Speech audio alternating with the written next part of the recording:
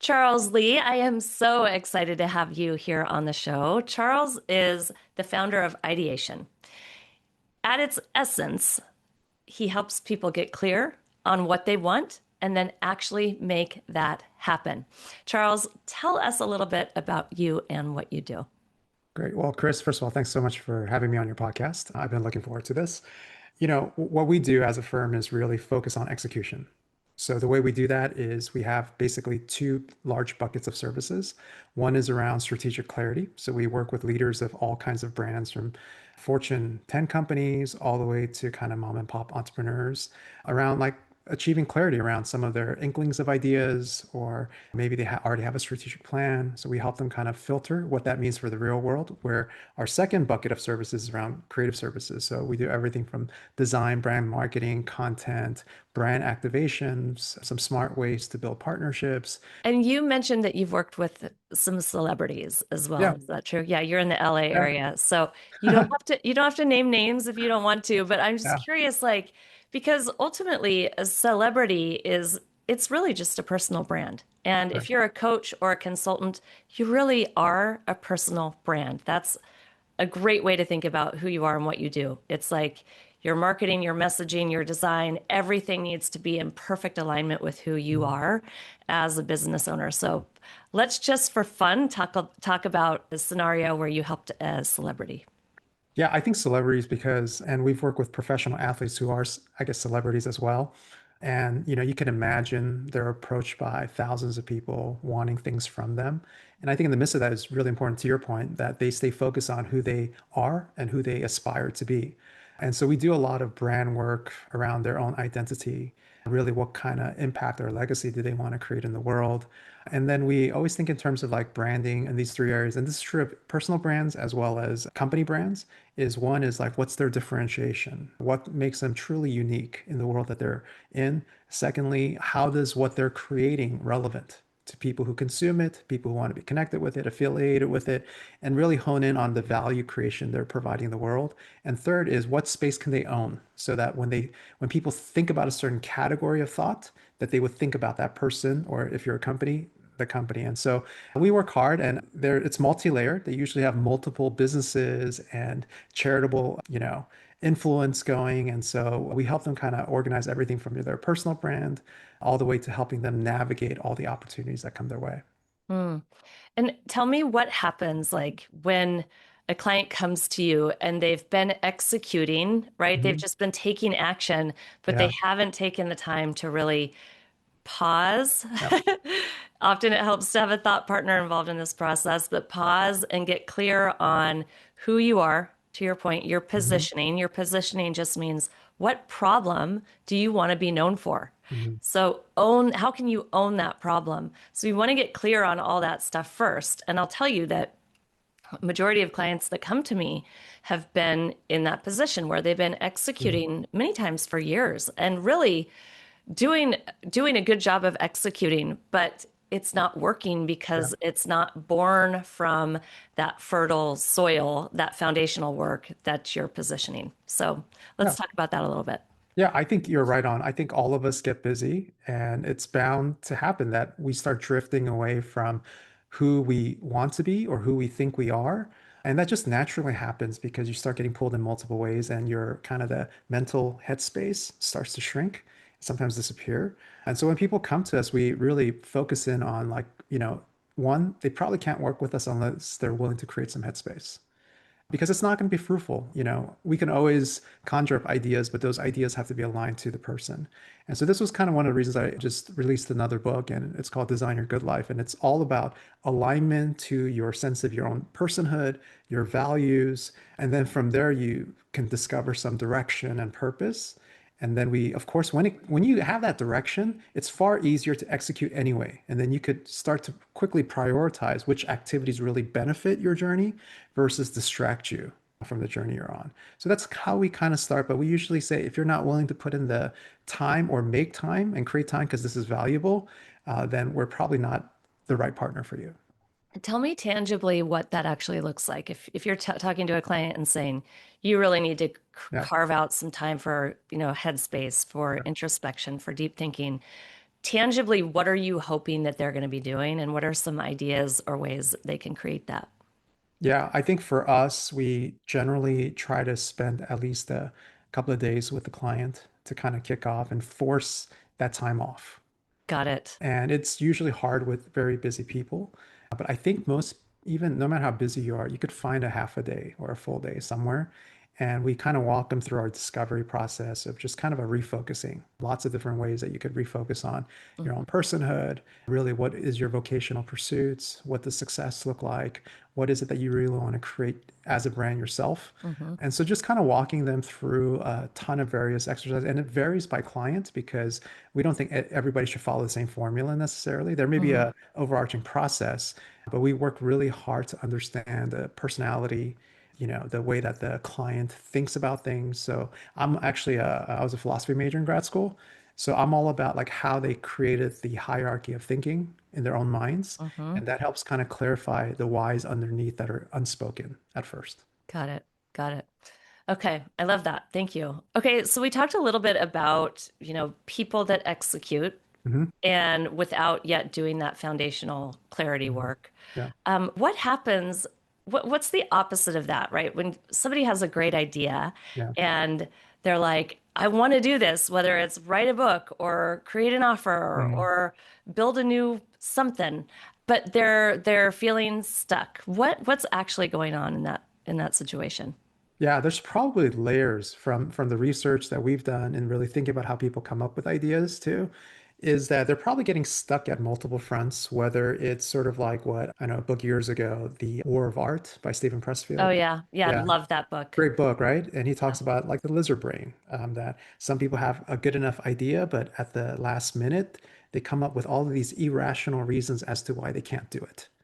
right, Or people are seeking too much like perfection or thinking that the idea has to be fully baked before you could launch it. And the reality is the idea you start with is rarely the idea you end up with. And you won't even know the right questions to ask unless you start. And right, so it's kind of one of those things where I always say like, look, if you feel like you're like 70% there, wherever there is, I would say get going and test it out, kind of pressurize it. And because you have to move from a proof of concept of right, something to creating a proof of value for that idea. And that proof of value is something that you could prove to somebody that whatever product or service you're creating is actually creating value in someone else's life. And so doing that hard work is really hard. And if not, you end up being sort of like what I think Zig Ziglar talked about. He said, you could either be a wandering generality or a meaningful specific. But right. people who have a meaningful specific started something and they were moving and chose to refine what that meaningful specific is or was. And so I would just encourage people that, getting stuck in part is often just self-caused. Mm-hmm. We could create narratives in our heads as to what caused the blockage, Right. but at the end, it's usually hypothetical blockage that's not based in the reality. It's Mm-hmm. just based in our fears and sometimes our insecurities, which everyone has. And those who can move forward despite having all of those feelings are Mm-hmm. the ones who will execute. Right, right. I think a big part of the journey as an entrepreneur is owning that problem and really standing firm in that, and then putting that message out there, which requires visibility. It requires courage. It Yeah. requires overriding that lizard brain that's saying visibility could be dangerous, or these things happened in the past and this is why you should not become visible. Yeah. So how do you walk your clients through that very diligent lizard brain that we all have? Yeah, I say like I have them sometimes role play because say I know some of your listeners are solopreneurs, coaches, advisors, and such. And I would say, hey, take your own advice. If you're sitting down with a person who had the same skill set as you do, the same vision, the same type of passion around their ideas, what would you advise them to do as their coach? And I would say 9 out of 10 times the people I asked that question to would say, I would tell them to go for it, Yeah. right? And I'm like, hey, why don't you listen to your own values and advice you give others? And Yes. it just kind of clicks and they're like, you're absolutely right. I'm not listening to the very advice I'm giving others. Right. And they Yeah. tend to kind of Yeah. move from that and say, look, just as much as you believe in others, I bet you if you told the same thing to a trusted confidant or friend or advisor or mentor, they would tell you the same thing. Mm. So this, whatever this is that's blocking, is really not based in reality. It's based in some type of parallel universe where things don't work out, but you don't live in that universe. Mm, And it's just, hey, we need to take our own advice, take our own yeah. meds, and get moving because it's possible. And I've seen people just go, not have most people that go don't have all the answers anyway. And that's where the beauty of an idea comes to life, where your life starts to feel vibrant because you're in maybe in positions that feel uncomfortable, environments that are unfamiliar, and being able to work through that and learn. Because Mm, the worst thing that could happen is you learn. The right. best thing is you learn plus you succeed. It Right. is sort of like a win-win. And I'm not Yeah. saying it doesn't cost you something to go after it. Right. I get that. But I think good entrepreneurs are pretty calculated in their risk taking and are able to take some really good risk, but they know that it can happen in incremental steps. It doesn't Mm, need to happen all at once. You don't have to know everything at once in month one or quarter one. And it's kind of taking those bite-sized actions and creating some accountability and transparency around that with your trusted circle to keep moving the idea forward and then editing it as you go. right. Right. I think that's a beautiful point. Number one, to step outside of your own self, like, Mhm. and be an advisor. Give yourself the advice that Mhm. you would give others, and that kind of creates a little bit of distance between Correct. us and our lizard brain. And then the idea that really the idea cannot reach its highest potential or it can't serve you in the greatest way if you don't first create the first draft, Yeah. put it out there, and then hone and hone and hone and hone. And I think as an entrepreneur, and I've been one now over 20 years, and I love it. I love it because I never stop learning. And I also never stop honing. Your Mhm. website, your messaging, your offers, they get sharper and sharper every year. Sometimes you pivot, sometimes you just hone. But it's this continuous evolution that I think will continue until probably the day that I die. Yeah. Yeah. Yeah.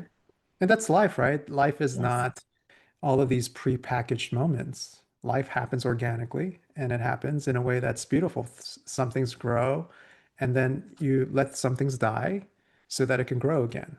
And I think that's okay. It's not about always being at your peak of everything. That's not Mm, realistic. And so just understanding that in this kind of flow of life, you kind of go with what not only what life gives you, but what you can do with that moment and do your best with what you know. And mm. I think that's a powerful combination if you choose to just persevere and stay resilient. Mm, I can hear your philosophy background coming through. It's really beautiful. So you wrote this book about designing your life Yeah, instead of like just reacting to life. yeah, Let's talk more about that. Like that's yeah, really appealing to me. Yeah, how does one design their life instead yeah. of just, letting it happen to them? Yeah. So I think, so the book's called Design Your Good Life. And I purposely chose the word design versus like create or build because I feel like, working in the creative space, that design infers some intentionality. It Mhm. infers some type of challenge you're going to overcome. It implies that there is some conscious choice being made to solve a problem, you Right, know. right. It's And creative. Yeah.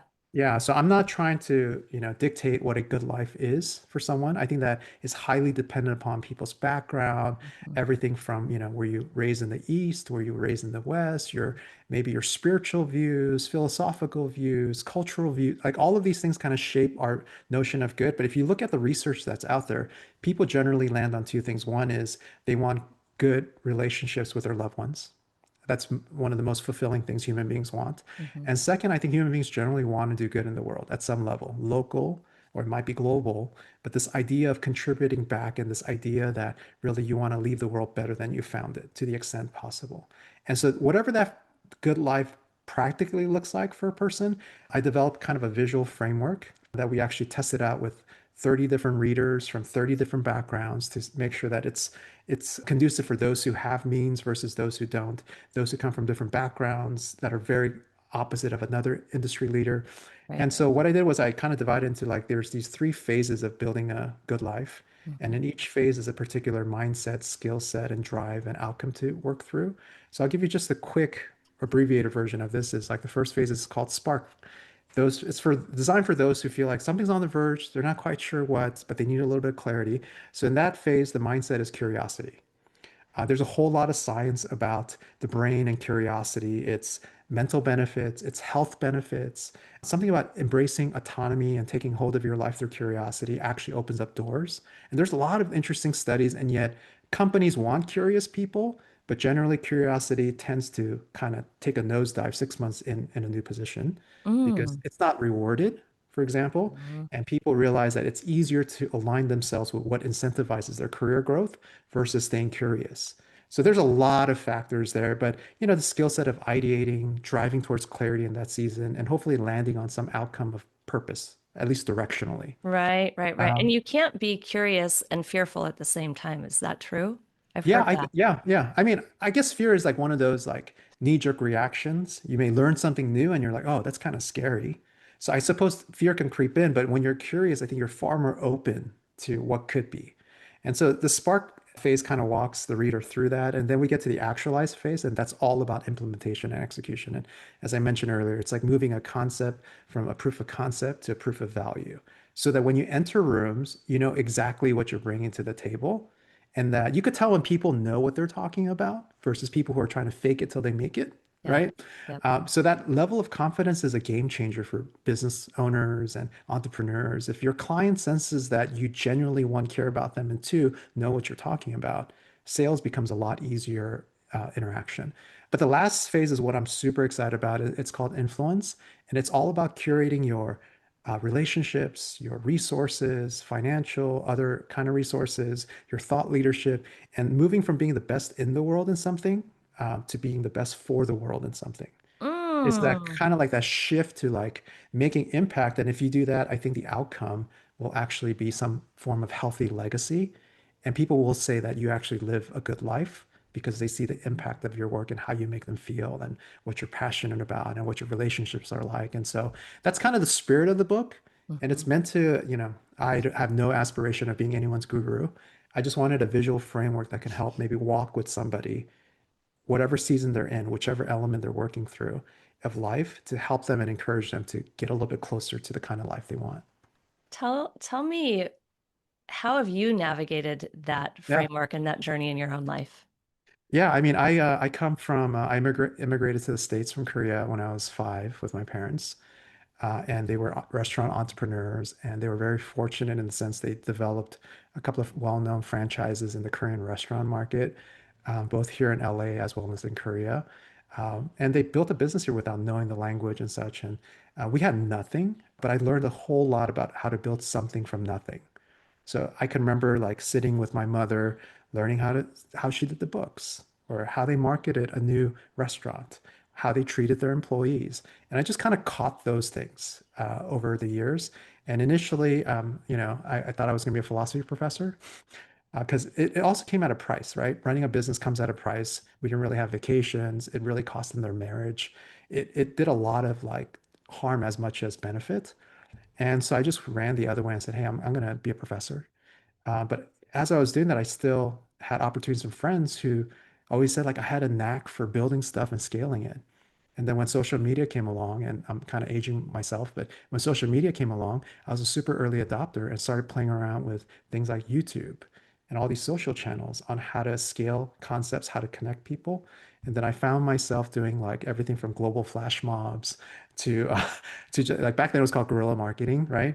Guerrilla marketing, Yep. and brands took notice and top, marketers took notice and they came and said, hey, you should continue to develop content. We want to hire you. And then that's how my career kind of took off. And then Mhm. for years, I would just contribute to the tribe I was building at the time. Fortunately, I Yeah. had the fortune of having people like Seth Godin kind of speak into my life and help me think about tribes more intentionally. And he said, Charles, like, it's not that hard to get your message out, but it's incredibly difficult to get people to care about what you're saying and you want to create products that people care about. So for 3 years, I did about 15 conferences around the country before we launched the company officially, and just built thought leadership by convening people around the pain of execution. And then finally, by year 2 and 3, when large brands were showing up to our events, they asked, so Charles, what do you do outside of these events? And that's when we actually launched Ideation more fully and said, hey, we have a team that can help you execute. So our first clients were big brands. Um, And it's all been word of mouth. And I think we turn 17 later this year. So it's been quite the journey, a risky approach to business growing. But, realizing that I didn't come from anything, to know that my family built what they built. I was able to piggyback off of that. And now my family, our kids, as well as my wife and I, we are highly committed to projects of impact. So we've had the privilege of working with social enterprise brands to not-for-profit foundations, and now we get to kind of build our own family foundation to kind of invest. So it's been quite the journey. So this book is kind of the fruit of me taking a step back, taking my own advice, and trying to think if there was a framework to help someone build the kind of life that could create impact in the world, what would that be? And so this was kind of the product of that journey for the last 2 years. Incredible. Well, I Yeah. can't wait to read the book. Thank It you. sounds like what I love or what popped out for me in hearing this story is that you really followed that golden thread around you thought you were going to be a professor, but you then people were coming to you for certain Yeah. things, and Yeah. you essentially people told you what who you Yeah. were because you were so close to it, you didn't Yeah. really even Yeah. have awareness around it. And I think that's all a question that we can ask ourselves, like Mm, what do people come to us for, that's good. and what feels fun and easy for us to help others with. Yeah. That's actually a similar question that my therapist at the time, because I was doing so many things. I was, hardly sleeping because I was so excited about 10 projects. Everything seemed to scale at the time. I'm like, there's no way I could keep this up. And she asked, what are you best in your world at? Not the whole world, just what are you? And then I said, I've always got feedback from whether it's students or other people that I could take complex thoughts and make it bite-sized so you could work with it and scale it. Mhm. And she's like, that's kind of like your superpower. And I thought, well, everybody else can do that. That was my thing. And the aha moment was like, those skills we take for granted are probably our greatest skills, right? It's our Mhm. superpower. And I Right. think we discount it because it comes so naturally. It's so innate. And but I think those are the things we ought to do. Like those are the things that really the world needs us to do. And if you can align yourself with what you're just naturally really good at, and with some extra work and focus, you can make it that much better. I mean, that's where you could thrive. That's so beautiful. Yeah, it's really weird that we value the things that are effortful and harder, Yeah, and then we just take for granted the things that come easily, and we're yeah, like, "That's not what? You want to pay me for that?" Um, exactly. okay, so if somebody is listening right now and feeling just stuck, Yeah. and what's one thing that they can do to find clarity and really take action? Yeah, I found like in my experience, my own personal life and working with leaders that often like innovative ideas are the result of two or more seemingly unrelated ideas intersecting. And so Mm, some practical things that people can do is one, I do this myself, is every year I try to go to a conference outside of my space. And the reason I do that is because I want to hear how people are solving their own problems in their own context. And I want to meet and learn from new, interesting people in a mm, completely different field. So I invite myself to go to a different type of event. Or I'll read a book that's out of my space that will force me to pay attention and to try to figure it out, like figure out what's going on. That means I probably don't know a lot of the terms. I don't know like a lot of the research behind what they're talking about, but it gives me a good reason to go learn something. mm, I'm fortunate because most of our clients come from all different types of industries, and our whole team has to learn so much so quick. So I'm already learning a lot from different industries, but if there's something about putting yourself in a different new environment and staying curious and goes back to that mindset. And if people do that and pay attention to what they're hearing, and can really build up like their skill set, like ideating, whether they use a design thinking process or some other process to say, okay, I need to start like paying attention to some of the themes I'm hearing and some opportunities, and maybe you could apply something from a different field to your field. And I think that's where the real innovation comes. And if you look at innovative companies, that's what they do. Like they will send people to certain cities if there's a high activity in that city that's kind of energizing, and they'll set up a post there office to go learn from that entrepreneurial community, for example. Or, mm, so people have been doing this, and I would say even if you're a solopreneur, like go to a local like networking meeting, go to a local conference, go to a TEDx or mhm. something. Just like get out of your normal everyday activity and put yourself in a new environment to hear some new ideas. and then refine the ones you already have. Incredible. I love that. Yeah. I'm going to take your advice. Good. Charles, it has been so much fun having this conversation with you. Can you let everybody know where they can find you? Yeah. I'll start with the book. The book is called Design Your Good Life. So you could just go to designyourgoodlife.com, or you could find me, just look for Charles Lee or Charles T. Lee and Ideation, and you should be able to find me on any channel, pretty much. You're everywhere. Yeah. All right. Thanks again, Charles. Thanks for having me.